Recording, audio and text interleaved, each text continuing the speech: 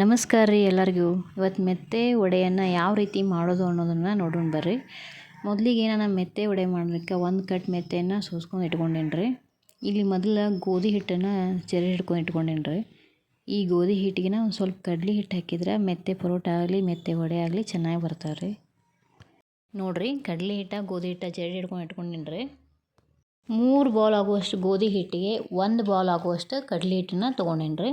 ನಾನು ಇಲ್ಲೇ ಮುಂಚಿತವಾಗಿ ಮೆತ್ತೆನ ಸೋಸಿಟ್ಕೊಂಡೇನಿ ರೀ, ಕೊತ್ತಂಬರಿ ಸೋಸಿಟ್ಕೊಂಡೇನಿ ರೀ. ಕೊತ್ತಂಬರಿ ಮೆತ್ತೆನ ನೀರಾಗ ಸ್ವಚ್ಛಗೆ ತೊಳೆದೇನಿ ರೀ. ಹಸಿ ಶುಂಠಿ ತೊಗೊಂಡೇನಿ ರೀ, ಬೆಳ್ಳುಳ್ಳಿ ತೊಗೊಂಡೇನಿ ರೀ. ಹಸಿ ಮೆಣಸಿನ್ಕಾಯಿ, ಹಸಿ ಶುಂಠಿಯನ್ನು, ಬೆಳ್ಳುಳ್ಳಿನ ಚೆನ್ನಾಗೆ ಜಜ್ಜಿದೇನಿ ರೀ.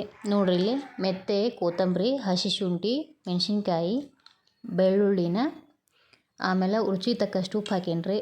ಕಲರಿಗೆ ಸ್ವಲ್ಪ ಅರಿಶಿನ ಹಾಕೇನಿ ರೀ. ಮೆಣಸಿನ್ಕಾಯಿ ಹಾಕಿದವಲ್ಲ ರೀ, ಒಣ ಖಾರ ಹಾಕಕ್ಕೆ ಹೋಗ್ಬೇಡ್ರಿ. ನಿಮಗೆ ಖಾರ ಇಷ್ಟ ಇದ್ದವರು ಜಾಸ್ತಿ ಮೆಣಸಿನ್ಕಾಯಿನ ಹಾಕ್ಬಹುದು ರೀ. ನೋಡಿರಿ, ಹಿಟ್ಟು ರೆಡಿ ಆಗ್ಯದ್ರಿ. ಒಂದು 5 ನಿಮಿಷ ನೆನೆಯಾಕೆ ಇಟ್ಟೇನಿ ರೀ. ಇದಕ್ಕೆ ಎಣ್ಣೆ ಹಚ್ಚಿ ಇದನ್ನ ಇನ್ನಷ್ಟು ಮೆತ್ತಗೆ ನಾದ್ಕೊರಿ. ನೋಡಿರಿ, ವಡೆಯನ್ನು ಕೈಲೇ ತಟ್ಟಿ ಹಾಕ್ತಾರೆ ರೀ. ಕೈಲೇ ತಟ್ಟಿ ಹಾಕಿದ್ರೆ ಏನಾಗ್ತದಂದ್ರೆ ದಿಪ್ಪಕ್ಕಾವ್ರಿ ವಡೆ. ಹಿಂಗೆ ಲಟ್ಟಿಸಿ ಹಾಕಿದ್ರೆ ತೆಳ್ಳಗೆ ಬರ್ತಾವ್ರಿ, ಬಾಯಾಗೂ ಕ್ರಿಸ್ಪಿಯಾಗಿರ್ತಾವ್ರಿ. ಮೆತ್ತೆ ರುಚಿಯನ್ನು ವಡೆ ಕೊಡ್ತಾವ್ರಿ. ಆರೋಗ್ಯಕರವಾದ, ರುಚಿಕರವಾದ ಈ ವಡೆ ವಿಡಿಯೋ ನಿಮಗೆ ಇಷ್ಟ ಆದ್ರೆ ಲೈಕ್ ಮಾಡಿರಿ, ಸಬ್ಸ್ಕ್ರೈಬ್ ಮಾಡೋದು ಮರಿಬೇಡ್ರಿ. ಇನ್ನಷ್ಟು ವಿಡಿಯೋಗಳನ್ನು ನಾವು ಮಾಡೋದಕ್ಕೆ ನಮಗೆ ಪ್ರೋತ್ಸಾಹವನ್ನು ನೀಡಿರಿ. ಧನ್ಯವಾದಗಳು ರೀ.